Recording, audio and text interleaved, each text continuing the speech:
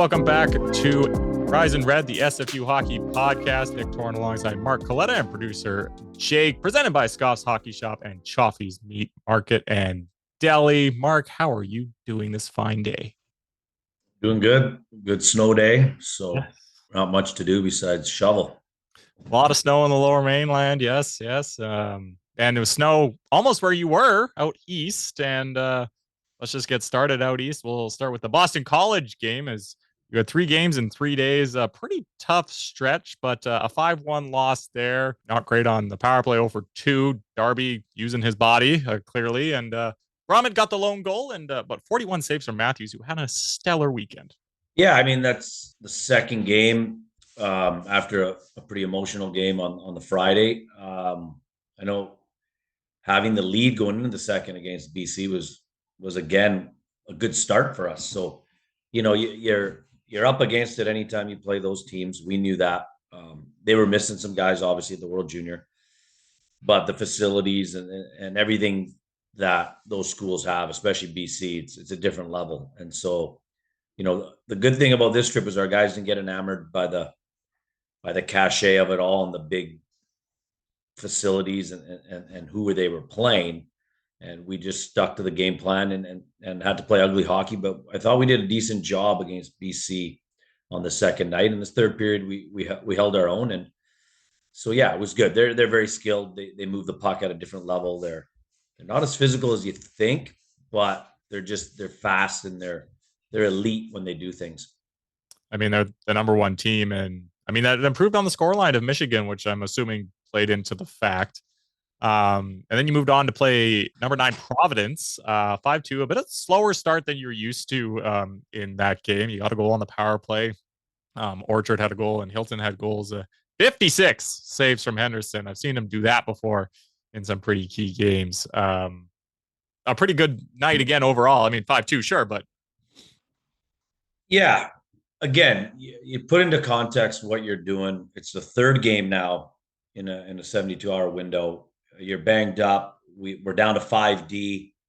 A lot of guys are playing minutes, whether they're penalty kill, guys like Wixie and Buddy who do both, and then our 5D are really burning the midnight oil. They're a heavier team. They had their full lineup. They're bigger, little more meat and potatoes.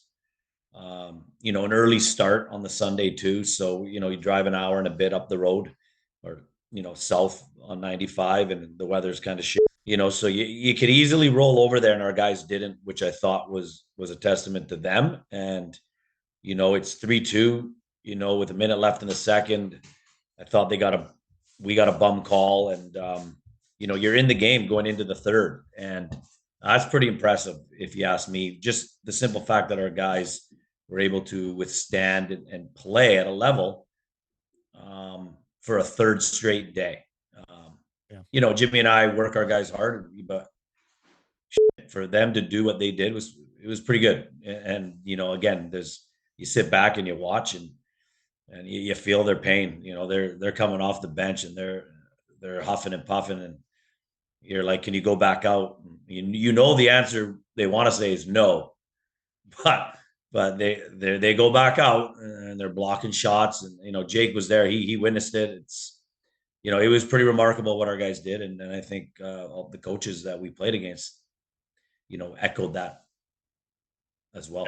Yeah. I mean, 3 games in 3 days is tough for anyone, but I mean, going up against the number 1, number 2, and number 3 or number 9 teams in the NCAA, that's 3 top 10 teams in 3 days. I don't think many teams do that, even in the NCAA. But let's talk about that number 2 team, Boston University. It was probably the best one you've played in probably all year and maybe in a long time.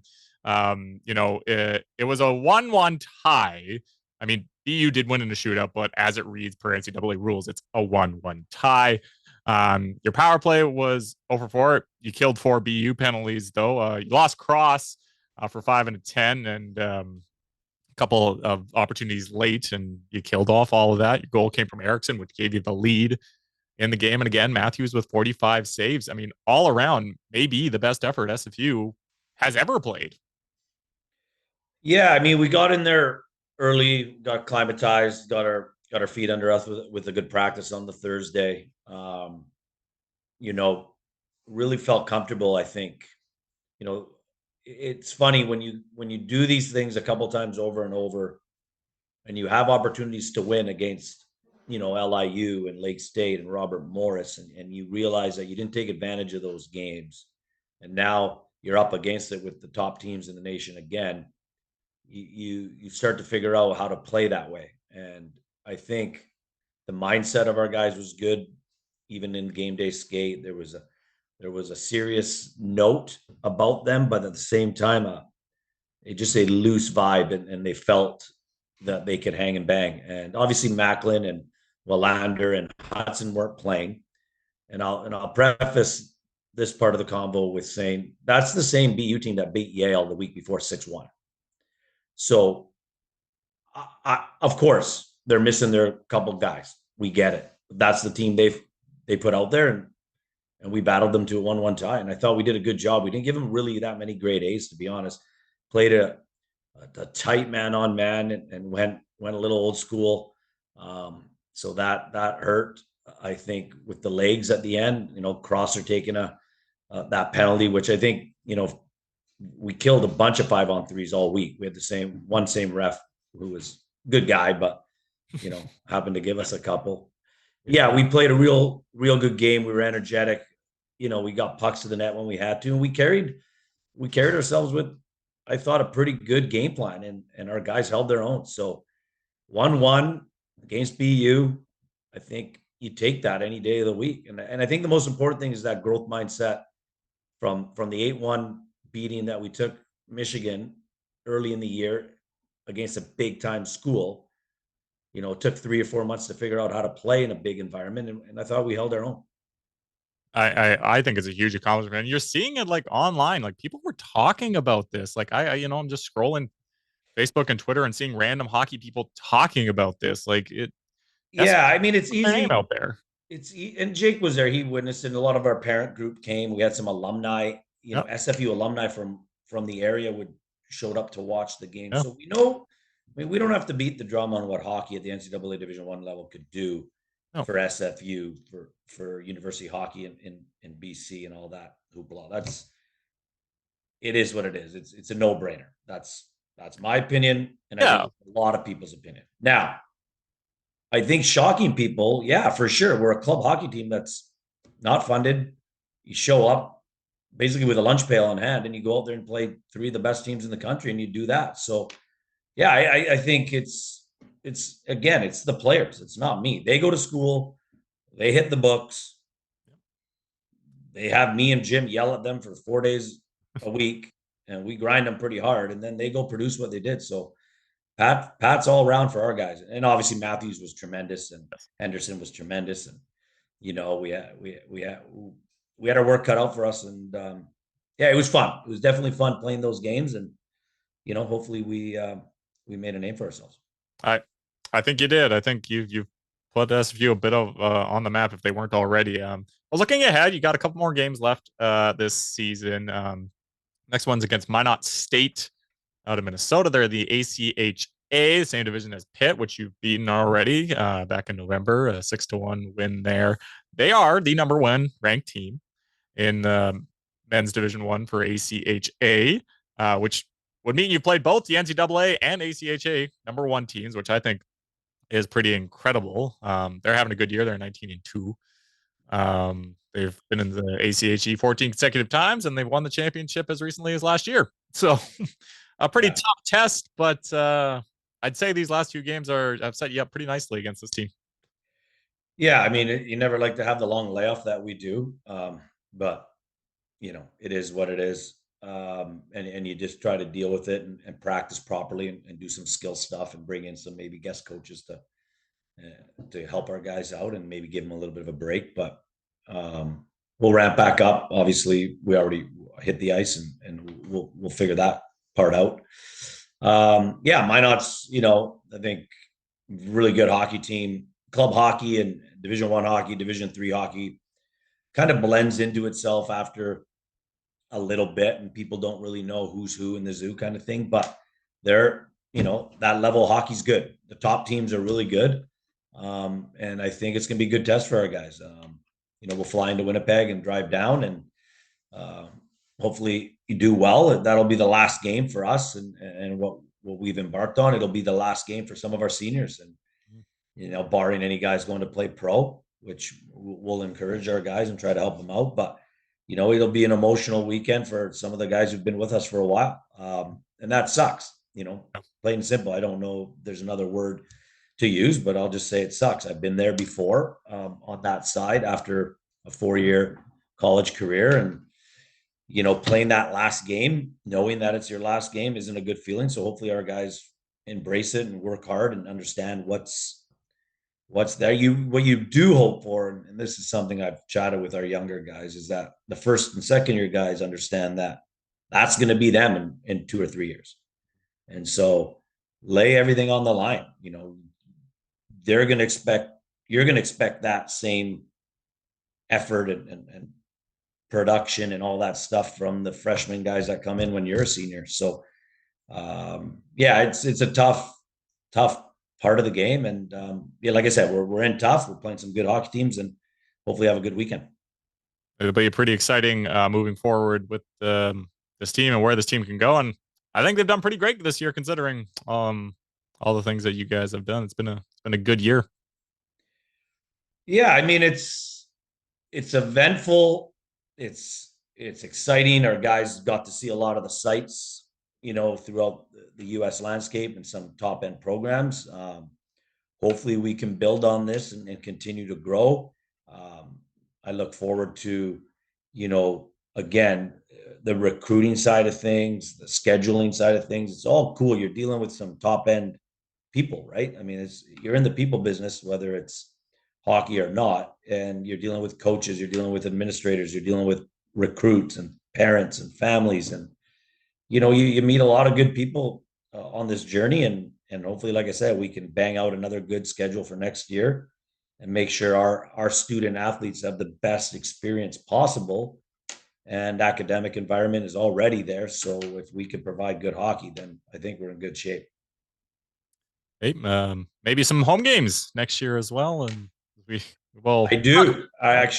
I do. I can't announce it officially yet, but there will be a definite weekend set against the Division I opponent back here. I'm trying for a couple others. So heard it here first. You heard it here first. You gotta listen to the podcast if you want this information. Yeah, I'm not gonna post it on social. You're gonna have to listen. Yeah, we don't want to spill the beans too early here, but yeah, we have something in the works. I'll try to get a couple other ones. Obviously, the UBC and Trinity games. Yep. We'll make sure we dial those in and get the contracts signed this year, so we know we're playing those games for sure. And yeah. I'm hoping to get 7 to 8 games next year at home. Well, that'd be nice for me, and I think nice for the fans locally to see some big time opponents coming in. So we'll see that. All right, on to dump and change now. And today we're talking about player empowerment. A couple big things happened in the NHL this week. Most notably, the Cutter Gauthier incident, getting traded from Philadelphia to Anaheim. Nobody knew about this. Nobody knew what's happening. And a lot of us still don't really know why it happened. And kind of came out because Gauthier just didn't want to play for Philadelphia. I don't know what that means. And apparently the Flyers tried to talk to him. They went to Sweden during the juniors. They went to his school to ask him what's going on. He refused to talk to them. And now he's an Anaheim Duck. Mark, how does that make you feel? I don't know. It's funny because we were over there, and obviously Gauthier is a BC player, and we were there the night that they flew back. I think they some of those guys from Boston College arrived during the second period. Oh wow. of the game. But yeah, I don't know what to, I don't know what to think about stuff like that, because to me, I'm of two minds, right? Like, you're a young guy who hasn't proved anything. So why are you holding all the cards? And then I look at it from a different perspective and say, well, it's 2023 and times have changed. And, with NIL deals at the college level, you look at some of these NCAA football players and what they're making, with agents and family advisors, with pro guys coming into the NHL early and getting this and that. I mean, I guess you're you're trying to earn every penny you can get and be in the best situation you want to be in. And now players have way more power than they did in the 80s and 90s. So, Lindros doing what he did in that draft was obviously mind-boggling to everybody back then because that was unheard of. Now, I think the Gauthier thing is just like, oh yeah, happens all the time. Like, I don't know. Now, the juicy part is why. Those are the details we want to know. And you can listen to Spitting Chicklets and those guys or whoever. I mean, maybe it's just all smoke and mirrors, and guys just want media attention and clicks, so they throw out anything. I don't know. What have you heard? I have heard nothing of substance at all about why he did it. I mean, look, I get it. Like, why not? Like, you have the power to move. I just don't like that he didn't say anything and he didn't take like, you flew to freaking Sweden to talk to you. You could have at least been like, okay, like, Yeah. hi, how's it going? I don't want to play with you guys anymore. Like, it could have been as simple as that. I just at least say hi. I don't know. Like, what did you think they were going to persuade you to stay in Philadelphia? I mean, God, if that got out and he still had to play for Torts, he would have been destroyed. Yeah, that respect thing. I mean, unless something really bad happened internally with a family member or something. And again, I don't know. We can all speculate, but at least say hi and hey, be man enough to say, you know what, guys, I don't want to play with you. I mean, at least Lindros, when he came, said flat out, I'm not playing in Quebec. Yep. Like, that was it. I'm not playing in Quebec. Point. I don't like Quebec. I don't want to be a Quebec Nordique. I'm out. And everybody knew it, right? So, I mean, I heard there was one story on, and again, this is just what I'm hearing. That he didn't get the Johnny Gaudreau treatment, and he wanted to play, or there was a rumor about the Hayes thing, and I don't know. I mean, it's all unless I hear it from the kid's mouth. Yeah. Not even the agent. Like, I could give a shit what the agent says. I want to hear from him. He's a man. Say what it is, because eventually you're going to have to get to the NHL and play with the big boys anyway. So you might as well just say it. But yeah. Nothing. I guess Anaheim's got a good player, and Drysdale, yeah, defenseman. Jimmy Drysdale, yeah. Heads over there and gets a warm welcome. So hey, maybe it works out for both teams. Drysdale's a good player. Yeah, I just think, again, in today's day and age, I mean, I was talking to a coach recently just about just the entitlement and what have you. And maybe it's just the way kids are brought up now. And again, there's an old clip of Jordan and Barkley on Oprah, I think. Not sure, when they were friends, when they were talking. Okay. Anyway, I think they both brought up, like, why are we paying these guys so much money to come in as rookies? They haven't proven anything yet. And there's some truth to that. Like, we give these players at any sport millions of dollars up front, contracts, and they haven't done a lick, right? So, and I guess the NHL is a little bit different because they do have the rookie entry level contract for the first handful of years, where I think other sports don't really have that. So again, maybe the NHL is a little different in that aspect. I don't know. It's a crazy thing, but anyway, and the other interesting news was William Nylander signing his $11.5 million contract to stay on the Toronto Maple Leafs. Which, look, I'm not trying to bash Leafs or anything. You have 4 players over $10 million. You could, like, that's $40 million. That's half the salary cap on 4 players. That just seems ridiculous, and you're no closer to winning. No, they're not. This is where we need Jeff Marshall on. Yeah, this is where we need Jeff Marshall. Jeff's got he couldn't spin this one. Yeah, we'll make sure we bring him back. He's I think he's playing old man hockey tonight, so we can ask about him later. We can just get his clarification. Yeah, I think Toronto might be in the same predicament as our good producer here, Jake's Edmonton Oilers. I mean, I hate to say it, but the Canucks have built a pretty good, well-rounded team, top to bottom. Goaltending, defensemen, forwards. Looks that way.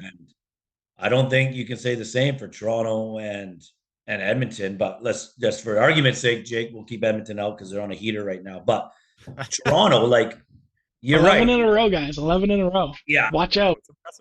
That's impressive. But, like, Nylander, he's not Matthews. I don't even think he's Marner, for Christ's sake, within his own team.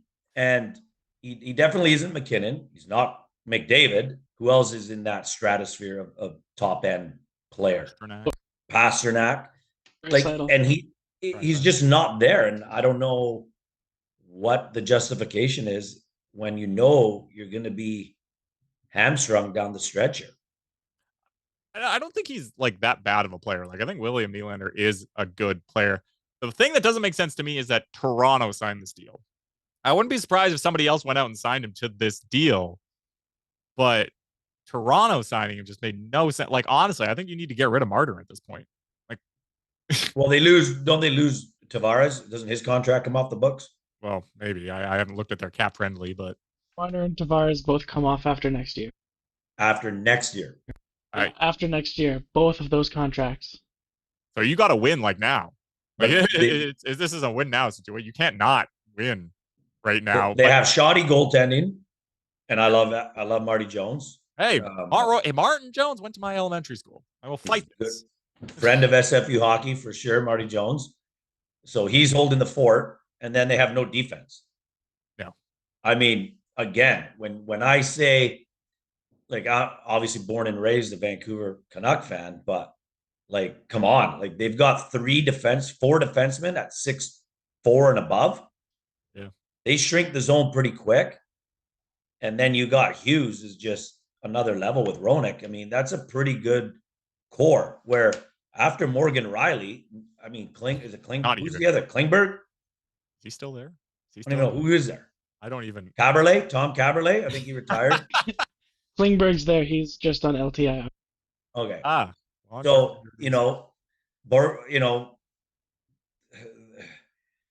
I don't know who they got.